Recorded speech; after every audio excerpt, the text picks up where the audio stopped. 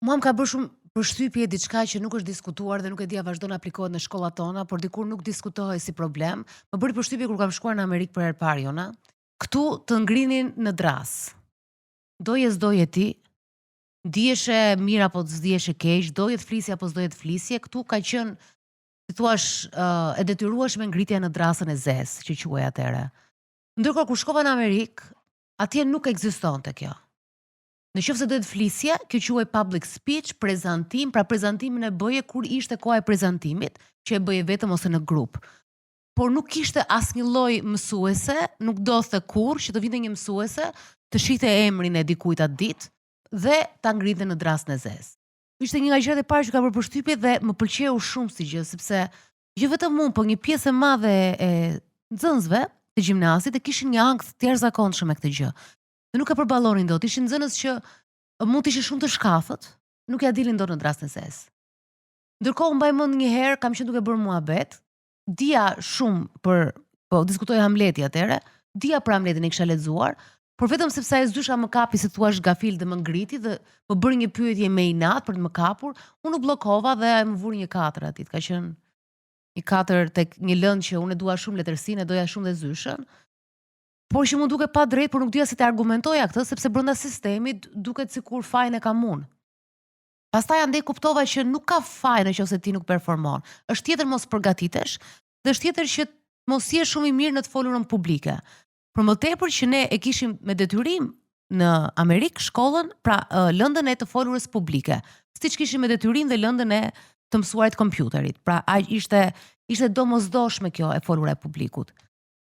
Dhe pastaj me kalimin e viteve, kur mësoj më shumë, lexoj më shumë, kuptojmë që ka njerëz që kanë një ankth nga ankthi i performancës, ka ankth performance të ndryshme, që ne do diskutojmë disa gjëra sot, por ndërtohesh edhe ankthi i performancës, pra i të folurit në publik. Mos harrojmë për pjesën që ti po thoje, për pjesën e shkollës, kemi dy qasje të ndryshme shkollash. Në Europë, ne kemi modelin rus, quajtur shkolla behaviorale, pra bazohet tek pjesa e ndëshkimit ose shpërblimit me not. Nëse ti performon mirë, të jep një not më të mirë.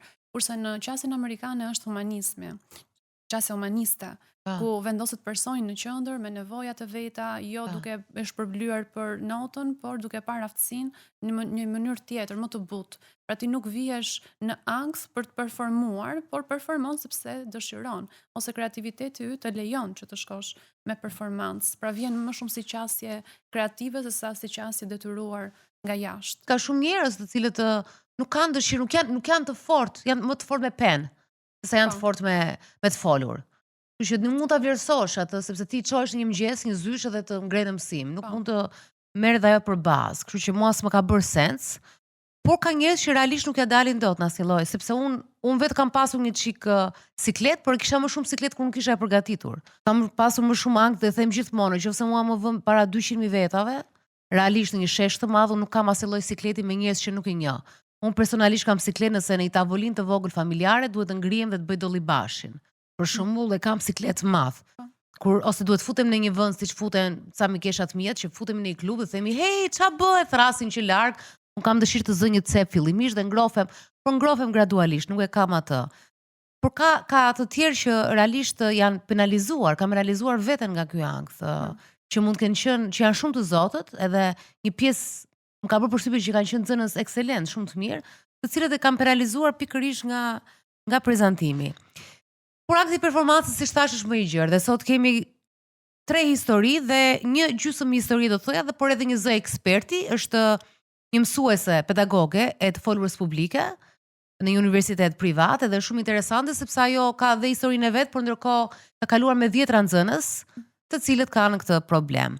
Me historinë e parë, një vajzë sot është 32 vjeç, thoshte që unë nuk hapja dot laptopin, më ngrieshin duart, pra nuk hapja dot laptopin për prezantim, edhe pse ishte një nxënëse shumë e përkushtuar.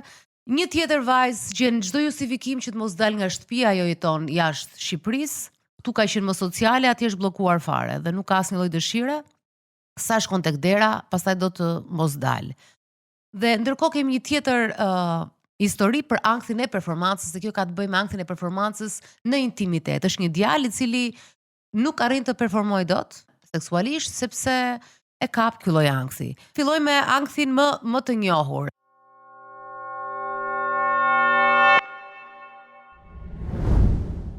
Jonida nuk donte të dilte me video, edhe pse identifikohet me emrin e saj, pikërisht se ka këtë ankth.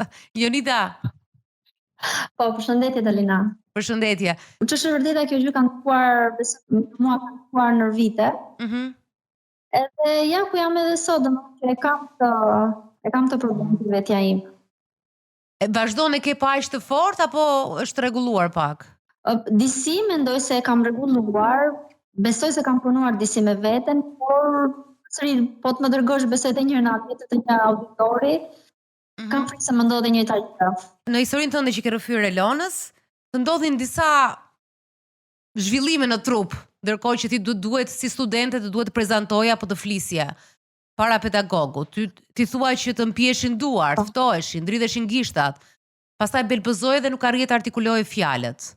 Më thuaj pak më shumë, çfarë të ndodhte ty? Edhe në mendjen tënde, çfarë të ndodhte në auditor? Ç'është e vërteta, nëse më lejoni, unë dua ta nis pak nga fillimi, nga arsimi i detyrueshëm nëntëvjeçar. Unë kam qenë një nxënëse shumë e mirë. E dashuria e lëndën e çuletërsisë. Isha një nxënëse model pothuajse në gjithë shkollën për esetë e mia, të përgatitura në atë kohë. Organizoja çdo lloj festet mundshme, po themi, këto festat e nëntorit, vitit të ri, olimpiadat, konkurse të ndryshme, organizoja ti? Po, edhe i drejtoja unë, domethënë në kujdesin e stafit përkatës, por që me në drejtimin tim jepja si edhe idetë mia modeste në atë kohë, e kështu. Domethënë isha një tip ekstrovert, shumë sociale. Kjo lloj gjëje më shfaq kur unë shkova në dyert e universitetit, ndoshta në atë kohë edhe ndjeja një lloj inferioriteti, si thua, nga studentët e tjerë, duke qenë se unë identifikohesha si një studente e ardhur nga rrethet. Edhe nuk e di pse aty fillova të ndjej inferioritet, një lloj turpi, kisha frikë mos paragjykohesha. Edhe kur ishte koha e prezantimit të detyrave të kursit para gjithë auditorit, aty fillon më shfaqen këto shenjat e para që ndjeja ftofjen e duarve, më mpieshin majat e gishtrimve, artikulacioni fillon të më humbiste, domethënë nuk elaboroja dot temën që kisha përgatitur gjithë natën, edhe isha përgatitur shumë mirë. Nuk arrija të lexoja dy rreshta, filloja belbezoja, domethënë e humbja gjithë të ruan, si thua. Vazhdoi gjatë për semestër, pas semestri, kjo gjë më ndodhte dhe vetë nuk po e kuptoja se pse. Ngrija dorën, edhe pse unë e kisha përgjigje në majtë të gjuhës, si thua, nuk përgjigjesha, pastaj qaja, mbasi mbaronte ora e mësimit, qaja me vete, thosha, po si ka mundësi, unë jam përgatitur kaq mirë, se nuk përgjigjem dot. Ke një incident shumë interesant gjatë diplomës, kur të duhet prezantoje diplomën. Më trego pak për atë. Mendoj se kulmi, domethënë i këtij problemi për mua arriti kur mbaruam bachelorin 3 vjeçarit, edhe erdhi dita e prezantimit të temave të diplomave. Nuk e dija, domethënë, por moti mora vesh që të kishim në juri, thuash, pedagog me shumë emër në atë kohë të degësime.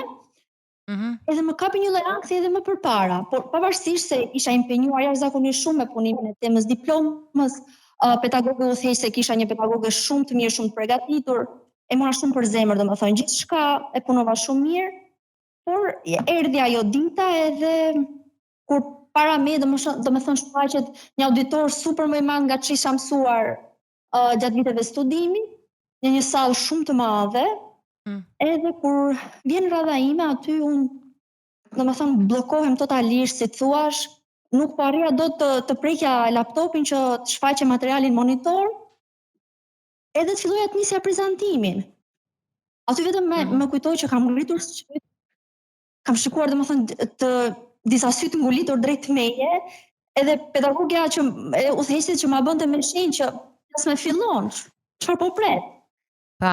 Unë si duket kisha nisur të zverdhesha, disa dirës ftohta më kishin mbuluar, edhe më kujtoj që paneli që ishte aty për korrigjimin e prezantimit ton, ngriti pedagogët dhe më thotë që më fal, ke nevojë për pak ujë dhe më ofron një ujë, domethënë. Aty unë as nuk kam parë se kush më ka folur, kush më gjendur pranë, çfarë më ka treguar shoqja ime ngushtë, pastaj më mbrapa. Më thoi që Jonida ke psuar, domethënë këtë lloj gjendje, je mirë. Gjithsesi e kalojnë, më thonë që okay, nëse nuk je gati tani, mund ta zëvendësojmë, fillojnë studentët e tjerë dhe kur ndihesh gati. Gjithsesi unë e shtyva ditën e prezantimit sepse zgjaste prezantimi. Domethënë gjithë kjo ftohtësi, gjithë ky siklet në një periudhë të prezantimit tonë atë kohë në periudhën e verës, domethënë ishte fillim korriku, por ishte i nxehtë shumë i lartë. Edhe unë qorria akull e ftohtë, domethënë duart e mia mpieshin, ndjeja sikur nuk po më qarkullonte gjaku nëpër trup. Ky belbëzimi domethënë në shfaqje edhe kuptoj që shoqja ime ngushtë më thonte që ty nuk të pushon goja një minutë, edhe nuk e kuptoj se si kur del para auditorit, nuk e kuptoj si ti belbëzon. Domethënë as vetë nuk arrija ta besoja këtë gjë. Ojeda, më bëri përshtypje në rrëfimin tënd sepse ishte një transformim që të ndodhi në Tiranë edhe nga shkolla ku ti nuk ishe thjesht një nxënëse mirë, po ti ishe lidere. Në një lloj mënyre ishe iniciatore, pra nuk e kisha atë turpin apo sikletin, përderisa ti ishe organizatore. Këta janë njerëz ekstroverte që thua, këta janë njerëz të cilët marrin përsipër, sfidohen, marrin përsipër sfida dhe këtë e ke një pikë tënde shumë të fortë në gjimnaz. Plus që ishe dhe nxënëse shumë e mirë. Pra në shkollë kishe fituar vetë një privilegj, apo jo? Të njinin, të respektonin, të vlerësonin, apo jo? Shumë e vërtet. Dakor, unë do kaloj një checklist para se të kaloj te Jona, që edhe ta ndihmoj Jona të bëjmë transfertën. Po është një checklist disa gjërave që janë specifike për këtë pjesën e performancës. Gjimnazin kemi një pikturë shumë okej të një vajze që nuk është thjesht një studente, nuk është as e ur, pra është një vajzë me iniciativa, një vajzë lidere. Para saj në familjen tënde, si e ndjer ti? Ke ndjer ndonjëherë që të kanë kritikuar apo kanë qenë shumë kërkues? Në familje unë kam qenë ajo e llastuar, kam qenë ajo që gjithmonë më thonin që kjo do jetë ajo gazetarja e familjes, që do na përfaqësoj, sepse kur ishin këto festat familjare vit i ri, sidomos unë recitoja, përgatisja pjesë teatrale, si thua, ose humore të ndryshme që kisha dëgjuar në televizion edhe i imitoja, si thua, këto. Domethënë krijoj një mini shfaqje edhe në familjen time gjithmonë. Po ato veçonin prindrit, se më duk sikur të veçonin ty se që ti të isha ajo e zonja, pra ajo më e zonja e shtëpisë. Jo, ndoshta më e zonja jo, por që isha i fëmija i llastuar. Po isha i fëmija i llastuar, si thua, kuptimin që shihnin diçka tek unë, nuk e di, ndoshta shihnin diçka ndryshe dhe thonin që kjo ka diçka, do bëhet diçka kur tritet, siç e kemi ne shqiptarët të shpejtë, që do dalë diçka. Jo, po të pyes thjesht sepse janë disa gjëra që ndonjëherë edhe llastimi dhe dashuria, me sa kam kuptuar dhe unë vetë dhe Jona më thotë të gjitha format thot Jona, edhe dashuria të bret, pra çdo gjë ka atë të bret në një lloj mënyre. Bullizim ke ndjer ndonjëherë? Po, patjetër që po. Në universitet e kam ndjer, Po para universitetit. Të kalojmë në universiteti, përpara jo. Mund ta kem ndjer pak në gjimnaz, në këtë pjesën e mbi peshës, kam qenë pak mbi peshë, por që në universitet e rregullova, se kisha këtë, më shfaqen problematika të tjera pastaj. Po kur nuk merr një notë mirë, e vuaja? Jo, nuk e vuaja sepse unë nuk e di, isha një lloj ndërgjegje, domethënë që mbasi mbaroja përgjigjen, për shembull përgjigjesha në mësime dhe zysha më thonte Jonida, je kënaqur nga nota? Po, i thoya jam, sepse jam në ndërgjegjshme se kaq jam përgatitur. E ndjej se për këtë notë isha përgatitur. Pra nuk është se i thoje vetes se diskutim për notën. Po pse s'ishe përgatitur, se ishe nxënëse ekselente, ç'a ndodhte, thjesht dua të di trurin e ekselentit, se nuk ishe përgatitur. Jo, ekselente nuk mund ta quaj veten ekselente, mendoj se kam qenë ekselente në ato lëndë që unë dashuroja si. Okej, dakor. Jo, nuk kam qenë të ekselente, nuk kam qenë të bordi drejtues i shkollës, të qeveriencës, vetë kam marrë pjesë ndonjëherë te këto. Okej, mbarove gjimnazin, ishe në qytetin tënd, ishe në një comfort zone, me familje, me shokët, kishe ato talentin tënd, kishe dalë në pa dhe pastaj erdhe në Tiranë. Dhe the pak më parë që ti u bullizove, edhe ke ndjer bullizëm këtu dhe gjykim. Në çfarë forme ke ndjer dhe për çfarë? Tani kur e mendoj më vonë, them se ishte edhe kjo shkëputja nga familja, ku shkon, jeton vetëm, 18 vjeç, domethënë unë kisha larguar kurrë më para nga familja.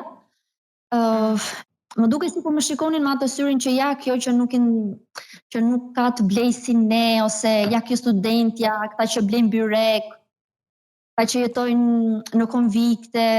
Po, të dukej apo e ke dëgjuar ta ke thënë? Edhe kam dëgjuar. Dëgjonim në për grupe shoqërore, domethënë edhe fliteshin, sepse ne të ardhurit ashtu quajtur nga rrethët, domethënë ne rinim në grupe veç, ata të Tiranës në grupe veç dhe domethënë ndodhte kjo. Okej. Këto ishin disa pika që kalovas që Paka shumë i kalojnë për edhe frikën e gjykimit, gjëra që mund të kenë ndodhur, po me sa lexova unë nuk është se çdo gjë lidhet me çfarë ka ndodhur në fëmijëri. Pikërisht këtë anktin e performancës, ka që nuk ka lidhje, mund të jenë ose ndjesia e perfeksionizmit, ose mund të jetë kjo pjesa që ishte shumë e dukshme, më duket, te ardhin në Tiranë. Që është shumë e thjesht lidhja, apo jo, Jona? Ja tregon se ankthi i performancës apo edhe ankthi social nuk është se zhvillohen nga dinamika ato më hershme, mund të ndodhi edhe gjatë jetës kur ne jemi më të rritur. Mjafton një transformim edhe i lehtë në dukje, pra duket sikur dikush ka shkuar për të studiuar, por në këtë kalim ndodh edhe një proces i transformimit emocional, ku ikën një pjesë e sigurisë që të është ndërtuar në atë qytetin tënd të vogël. Dhe ti përballesh edhe me bullizmin, pra sapo përmendi dhe Jonida që ka kaluar një bullizëm i cili ka qenë indirekt apo ndoshta edhe direkt, i cili ka ndikuar tek besimi i saj për veten, që më pas në mënyrë zinxhir ka ndikuar edhe te performanca e saj. Është dinamik shumë interesante klinikisht, do thoya, sepse ajo shfaq dy gjendje të ndryshme, ka filluar me një personalitet që është shumë dinamik në shkollën e nëntëveçares dhe gjimnasit, edhe një tjetër situatë ku ka krijuar një izolim dhe një mbyllje, një ndryshim radikal, edhe ajo që ne shikojmë shumë, nuk është kur ndodh ngjarje edhe si është në momentin e për shembull të universitetit, por shikojmë çfarë ndodh dhe më pas, çfarë gjurmë është lë. Pra sa e rëndësishme është kjo situatë për jetën e një personi, sepse nëse ka ndikuar fuqishëm pas një periudhe ku personaliteti i individit është formësuar, sepse e dim që në moshën 7 vjeç një pjesë e madhe e karakterit tonë është formësuar dhe një ngjarje shumë e mëvonshme ndikon pikërisht ato tipare që ne kemi, duhet shikojmë se ai ndikon edhe sot. Domethënë, cilat janë feedbacket që ajo ka sot për veten e saj në raport me performancën. Edhe kjo tregon se sa e rëndësishme është që mundet të ndikojë strukturat tona të brendshme që janë shumë të forta vetëm nga një transformim ose një kalim i tillë. Dhe këtu doja shumë të ndalesha me Jonidën për të kuptuar se besoj edhe për të ka vlerë çfarë po ndodh sot me ankthin e saj, me këtë performancën që duhet të jetë ndoshta sot në pjesën e punës apo në jetën e saj shoqërore. Çfarë po ndodh sot, Jonid? Sot mund të them që jam kthyer në një njerëz introvert. Që është vërtet unë jam larguar nga Shqipëria ka 3 vite. Ka ndikuar shumë edhe postpartumet tek unë, kam kaluar 2 postpartume shumë vështira. Edhe ky kalimi nga Shqipëria në një vend tjetër, po. Edhe mund të them që kam kaq vite që unë ankthin e kam akoma, shërbullimet e ankthit, depresionit i kam akoma. Edhe sot e kësaj dite po i buaj, domethënë. Pra nuk mbaroi, pra pasi mbarove universitetin ato temën e diplomës, vazhdoi akoma të ishin prezente këto shenja. Apo përkeqësuan çfarë ndodhi me ty? Po. Vazhduan dhe u përkeqësuan. Domethënë, ato bumin e madh mendoj se ma dhan momentin kur unë u bëra nën, postpartumi i vështirë shumë, mendoj se nuk kam patur dhe nuk e kam ndihmën e duhur, specializuar, nuk e mora kurrë atë hap që unë të marr atë kujdesin e duhur për veten, edhe kjo më ka ndikuar shumë, domethënë. Ndjem shumë njëri introvert, më vjen keq për veten në këtë gjendje ku jam sot, të thënë vërtetën më vjen keq për veten. Këtë pikë kam arritur. Situata të rëndësishme që ndodhen pas universitetit që ti kuptove se ky ndryshim i ankthit po të shoqëronte, pra ishte prezente edhe kur ishin në evente sociale të tjera. Si e kuptove ti që e kishe ende ankthin? Ndjeja këtë pjesën e krahërore shumë të rënduar, ndonjëherë më duket sikur po më ndalonte zemrën, ndonjëherë më duket sikur po më dilte nga vendi. Një frymarrje e çegullt, pastaj filloi pagjumësia, të cilën e kam edhe sot, dhe kësaj dite e vuaj shumë, shërbullimi i jashtëzakonshëm i gjumit.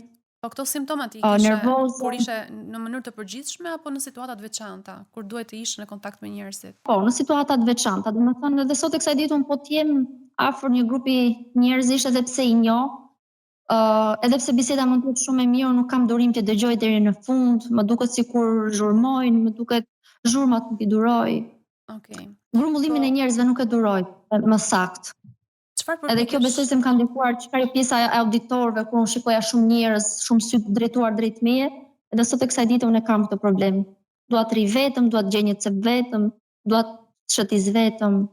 Ke bërë përpjekje për të trajtuar këtë, domethënë nuk e di nëse të është dashur të bësh ndonjë punë me veten për këto simptoma që tulen. Jam munduar duke lexuar, por vetëm kaq, domethënë ka ngelur në në këtë. Siç po e thoja, nuk kam marrë kur hapin që të marrë ndihmë profesionale nga dikush apo në kujdesin e një specialisti vërtet. Dhe po thoje që në momentin e postpartumit këto dolën sërish po në mënyrë tjetër. Po, dolën në një mënyrë të jashtëzakonshme, domethënë sa unë arrita të ndërmenda disa hapa jo të mirë për veten time. Në ç'kuptim? Më kujtohet mbas lindjes së djalit të parë, unë doja në katin e 7 një gati, kur isha në Shqipëri dhe po që sa herë djali fillon të qante dhe unë më duke sikur nuk arrija dot ta qetësoja, në balkon edhe shikoja poshtë, nëse ka njerëz, nëse s'do kishte njerëz, mendoja të hidhesha. Ne kemi diskutuar para 2 episodeve që është një simptom e pjesës së postpartumit, por që nuk ka lidhje me anksin, por se si e ka ngarkuar jo situatë. Ka ngarkuar, ka dhe një prirje që mua më bëri një gjë përshtypje, sepse Jonida për pjesën postpartumi, është diçka që ka ngarkuar dhe çdo gjë lidhet sepse trupi i përgjigjet, trupi nuk dallon dot në fund të ditës se kjo është një histori që ka lidhje me shkollën apo kjo ka lidhje me postpartumin. Thjesht fillojnë ato kimia atje bën punën e vet. Por më bëri përshtypje që se është ndryshe për shembull të jetë dikush papritur një politikan apo një që bën konferenca që ka një dalje të vazhdueshme në publik, pra komunikim publik vazhdueshëm, që në një moment të rishë dhe nuk do më. Kurse rasti i Jonidës është, me sa kuptova unë dhe nga puna, ka marrëdhënie me njerëz, po e tha në grupe të vogla. Kjo gjë e ka ngelur që nga universiteti dhe është pak e çuditshme sepse nuk kishte, u bë dhe vazhdon edhe mbarset me vete, ndërkohë që nuk kërse ka kaluar një overdose komunikimi publik që kjo të kalonte në këtë tërheqje totale. Edhe më bën përshtypje se mund të ishte diçka që mund të korrigjohet, të paktën pra sa kuptova unë, ishte një frikë e gjykimit, ankthi saj vjen nga frika e gjykimit, sepse ti ke ndjeshmëri ndaj publikut, ndaj atyre që të sheh. Dhe shumica këtë ka, se si do më komentojnë, a do jem mirë, a do dështoj, a do të bëj më të mirën. Tani pse i po zgjatet, pse i ka zgjatur kjo gjë, ka shumë dhe pse ka këtë pjesën me njerëz që nuk duron dot vende, sikur janë disa gjëra që kanë dalë. Në momentin kur ndodh një situatë shumë stresuese për individin, në mënyrë biologjike shpjegohet kështu që kujtesa atij momenti që ti krijon ngecet në një përsëritje të vazhdueshme në pjesën e trurit ku zhvillohet zakonisht ankthi. Pra, nëse e pyesim Jonidën, kam përshtypjen se mund të themi si duket ai moment, duket si i kaluar apo duket si i tanishëm, pra momenti i prezantimit kur ajo ka dalë para publikut. Aty mund të thotë që duket si një moment i tanishëm, mund të duket si një moment shumë i hershëm, sikur ka ndodhur para ca ditësh. Dhe kjo e bën që të ndihet me të njëjtën intensitet emocional siç është ndier në atë moment kur filloi. Dhe për këtë arsye, ajo vendoset në gjendje frike sa herë që diçka jashtë i kujton të eksperiencë, sepse truri nuk di ta bëjë ndarjen mes një situate të kaluar dhe një situate që është tanishme, sidomos në këto momente që janë kulminante në tension emocional dhe kognitiv. Dhe për të arsye ato përsëriten. Kjo është një nga arsyet bazë pse njerëzit ngecin në këto momente dhe vazhdon, edhe më vonë ose gjendja mund të përkeqësohet. Pra nuk ngec vetëm në ankth, por mund të zhvillohet edhe në gjendje të tjera më të rrezikshme. Kur dikush ndodhet në këto situata dhe shikon që gjendja vetëm sa vjen e përkeqësohet, është një sinjal shumë i rëndësishëm për ta parë, domethënë ku është ngecja, pse vazhdon akoma, sepse jeta të limiton shumë. Jonida, sepse patjetër që është ngecja dhe këtu komunikimi me mendjen, siç e shoh nga jashtë, është shumë i thjeshtë sepse këto janë gjëra që realisht nuk kanë më vend. Ajo ishte një situatë që ndodhi, ai do të kuptoj që njerëzit ndoshta nuk po e gjykonin sepse ne mendojmë, po ndoshta ai se ka mendjen fare dhe këtu pjesë më të madhe nuk e kanë mendjen njerëzit. Kështu që atë ballafaqim nuk e ka më. Postpartumi iku, ka 2 fëmijë të gëzojnë shëndet plot. Pra iku dhe fas. Çfarë mund të bëj Jonida me mendimet e saj? Ne kemi një praktikë që zakonisht e zbatojmë në terapi, që është ekspozimi gradual, që gradualisht i ekspozohesh në situatat që të kanë sjell frikë herën e parë dhe kanë ngecur aty, siç po thonim në kujtesë. Momentin që ekspozohet krijon një lloj lidhje tjetër me ngjarjen. Pra nuk është vetëm përmes frikës, por është edhe përmes situatave të tjera që ajo fillon konfirmon që në të vërtetë të dalësh të flasësh para njerëzve nuk është më kaq e frikshme dhe të mërshme ose të ndryshoj atë që ne i themi narrativën kognitive. Sepse krijohet besimi që unë nuk jam e vlefshme, unë nuk jam e mjaftueshme. Dhe për këtë vazhdon akoma. Kjo është vërtet që sa po shpjegoi Jona, domethënë në moment nëse do më pyesin nëse më duket e largët apo e afërt, Unë mendoj, kur e çoj akoma në përmend, domethënë atë ditën e prezantimit të diplomës, më duket sikur më ka ndodhur dje, domethënë. Ti she atë çfarë të ndodhi në ato momente? Po, a ke pyetur ndonjëherë veten se realisht ç'a ndodhi? Ç'a ndodhi në fund ditës? Ç'a ndodhi? A ndodhi ndonjë gjë e madhe, atëherë njerëz a qeshën me ty, a të vun gishtin, a drejtuan gishtin ty dhe qeshi gjithë shkolla, jo, apo jo? Jo, kjo nuk ndodhi, thjesht Po pra, auditori është një mënyrë për të parë rezultatin e gjës, ndoshta, se sa vetë atë momentin, se ti jetë tek ai momenti, por ai momenti për ty ka shumë kuptim dhe shumë i rëndësishëm sepse ke ato ndjesitë atij momenti. Pa ai momenti në thel, po ta shohësh nga jashtë sepse ka kaluar dhe kaq vite, mund ta shohësh ftohtë, ai momenti s'ka kur fare rëndësi, është pa sens. Kape një ankth, okay, por që në fund të ditës edhe gjykimin ti ke menduar overthinking më shumë se ç'duhet dhe për njerëzit që të kanë gjykuar, kur e mendon kështu, kupton, po ta shoh nga jashtë. Që ndoshta duhet ta drejtosh mendimin te rezultatit. Rezultati çfarë ishte? A të ndodhi gjë? Jo. Më kupton? Se ndonjëherë ndoshta këtë e kam unë si praktikë që e bëj. Që kur kam situata të tilla, the po ç'a ndodhi në fund, asgjë s'ndodhi. Kështu që është okay. Po kush më gjykoi në fund, askush. Pa që më gjykoi ç'a ndodhi me atë, asgjë. So it's okay. Ndoshta it's okay, dhe kështu unë s'paktën e kam si time që filloj e qetësohem për të ushqyer trurin ndryshe. Pra mos shohësh ankthi, po të shohësh se ç'a ndodhi me atë, asgjë s'ndodhi. Dalin do të them diçka që ka një diferencë. Kjo që po thua tani është të flasësh një truri logjik. Po ajo që ka përjetuar Jonida është truri emocional që drejton. Po pra, po tash nuk mund ta kemë logjik trurin 10 vjet më vonë. Dhe kjo bëhet në terapi që ti fillon flet me trurin emocional të Jonidës në atë asaj kohe. Por nuk i flet me logjik, sepse logjikën ajo mund ta kuptoj për shkak tani, më thotë në rregull, mund ta bëj dhe e motivon. Po kur ja ty përballë është prapë emocioni që e drejton, sepse kujtesa nuk është shkrir, nuk është fikur. Dhe prandaj ne i flasim trurit emocional, që truri emocional do thotë që stimuli që e jep këtë përgjigje automatike, pra gjitha ato reagimet fizike që ka, të mos i ketë në episodin e ardhshëm, sepse qetësohet, pra e lidh atë stimul me një emocion më të qetë, që të mundet ta përballoj, por ndryshe do t'i shfaqet sërish.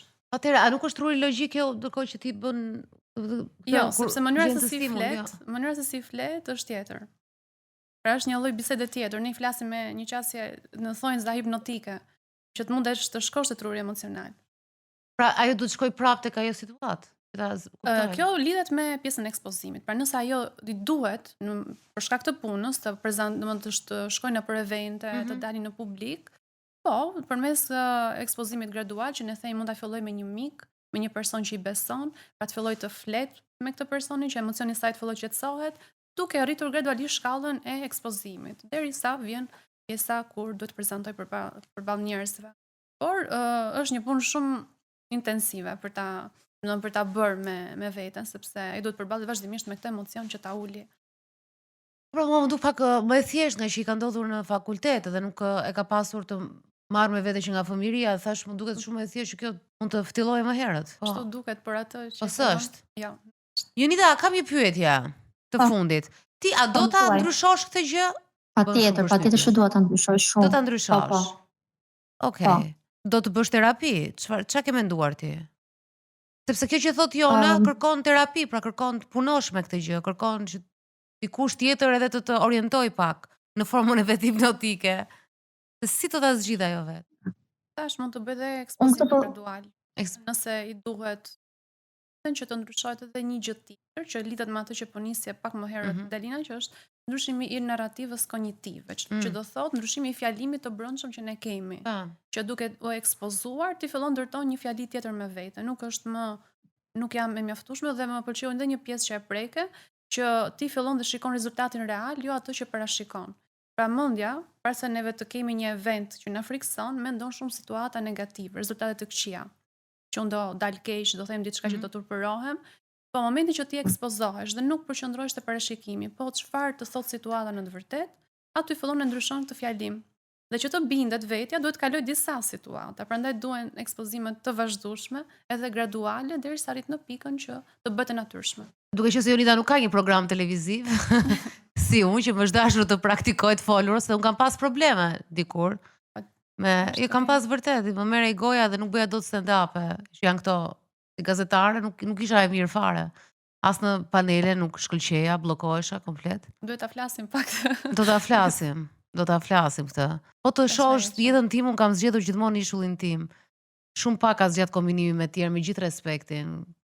Do ta kontrolloj vetë, jem në kontroll të situatës edhe nuk e kam qef këtë gjën. Po Jonida, në çfarë forme mund ta bëj ajo, sepse ajo tash e folura publike, çdo me thënë e folura publike për një njerëz që është privat. Ne duhet të shikojmë nevojën emergjente që ka Jonida sot. Mund mos jetë kjo e të folurit në publik, po është një nën që ka pasur një postpartum i cili i ka bërë të ketë disa mendime të frikshme.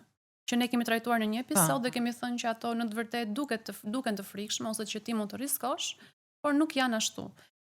Duhet punuar me gjë që është sot problematik. Më pas mund të shkojmë atje dhe të punohet ajo gjëja e të kaluarës.